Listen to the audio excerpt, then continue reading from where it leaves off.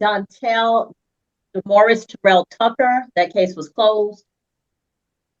I'm here, Your Honor. All right. So, Mr. Tucker, your case has been closed. You're free to go at this time, sir. I do have a question, if you don't mind. No problem. Go ahead. All right. So, ma'am, good morning, first of all, to you and the people of the court. But I do have a question. So, in this particular case, I personally was wronged in this case. I was locked up. I paid bond twice on this particular case. I was locked up on this case. I paid $2,000 when I first got there. Within the first couple of hours of me being there, cash money bond. They told me that they was going to send me a letter in the mail to give me a court date. I never received a letter about a court date for 3.5 years. That is not due process as far as time is concerned, as far as me having to speedy finish to this. 3.5 years later, they turn around. I don't even live in the state anymore. I was home on Thanksgiving. Just bear with me a second, please. I was home on Thanksgiving. Mr. Tucker, but I got one simple question for you, sir. That'll cut all of this. Yes, ma'am. Did you update your address with the clerk of court? Yes, ma'am. Yes, ma'am. And that's not the situation, though. That's not the case. So okay. Yes, they have the information as far as how to contact me. The information wasn't sent out for 3.5 years, ma'am. As far as that's concerned, you can check that with your own records as far as that. So again, 3.5 years later is not quick finish to this case. And then once I was there, my mom passed away in November of 22nd. When I was there on Thanksgiving, I was locked up for a warrant that was put out at the beginning of that month. That same day, I bonded out again with another $1,000. So I'm $3,000 into the hole on the case that when we asked for discovery, asked for body worn cam, asked for all of that stuff, they dismissed the case.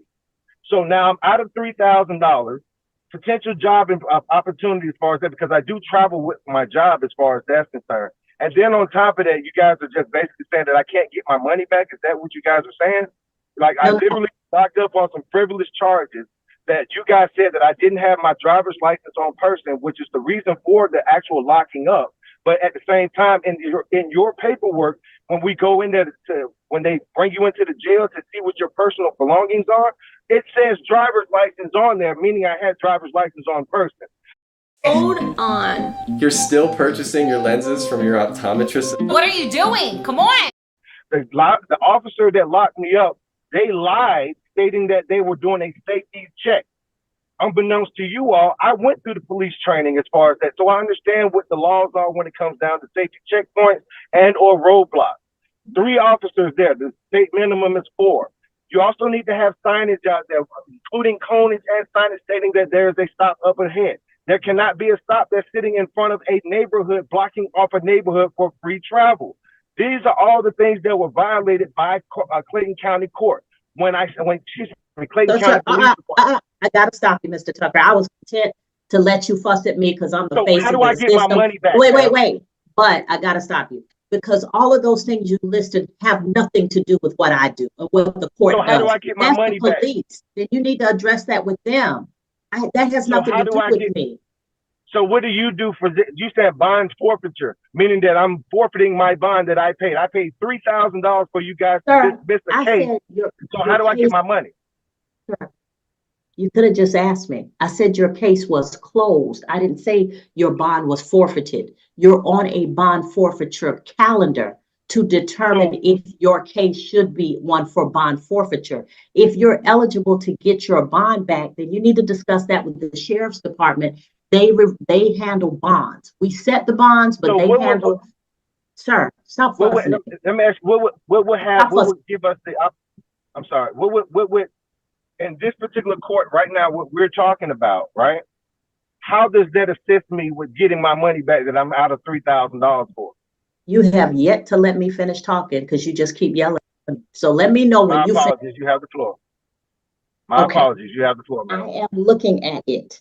So your first bond was a personal bond that you paid. The second bond was through a bonding company. Am I correct? And I paid that too. Okay, I don't know what bonding companies do. I've never had to go through one. I've never had to get a bond for anybody I know or myself. So I'm just telling you what I see.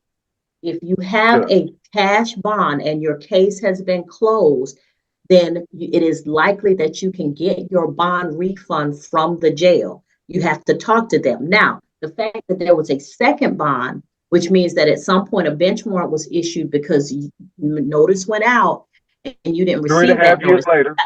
Let me tell you, sir, a lot of these cases are still COVID cases. So yeah, we understand that people have moved and things had changed, but every person who is in the system has a responsibility to update the court with their names and addresses if there's changes. Listen to me, Mr. Tucker, before you start yelling at me.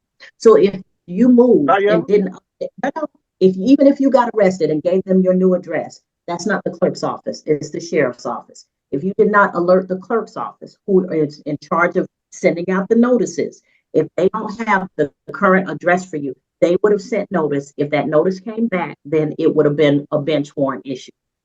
I'm telling you, I'm not looking at your styles, your case. I'm telling you what happens.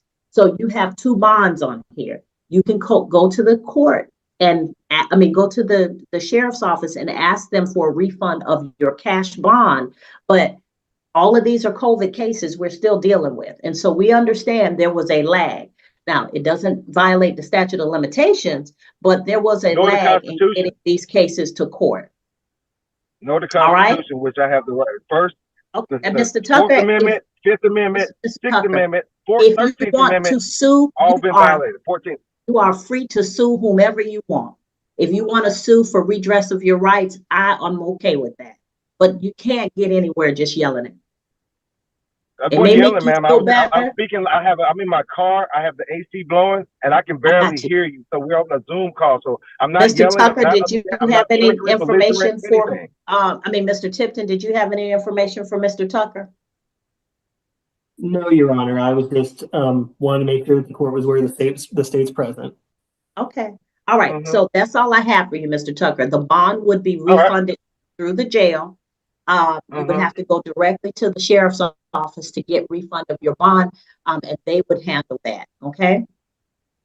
All right. And but lastly, like I stated before, I think that this entire thing is a sham. Okay. I want to go on record. You're not the only person who believes that. You got me for $3,000 on some charges that were completely false, proven to be false, and you guys are still holding my funds. Then telling me I got to go over here and do that. No worries, I'll fly back to Atlanta. I'm here currently in Texas working. I'll fly back to Atlanta this week, and I'll come see you guys over at the sheriff's department about my money. And then I'll go see a civil court lawyer to see about lawsuits as far as that's concerned. Because again, I was locked up twice on this. Due process was not done. I was 3.5 years later, regardless of COVID, regardless of anything, that does not trump the Constitution saying that I have the right to a speedy trial.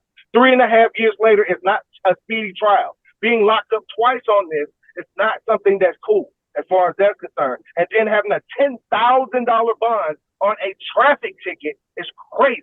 But no worries, you guys will have some official letter and paperwork from me soon. Thank you, Judge Hayward, for your time, people of the court. And again, this is constitutionally unsound, and you know it.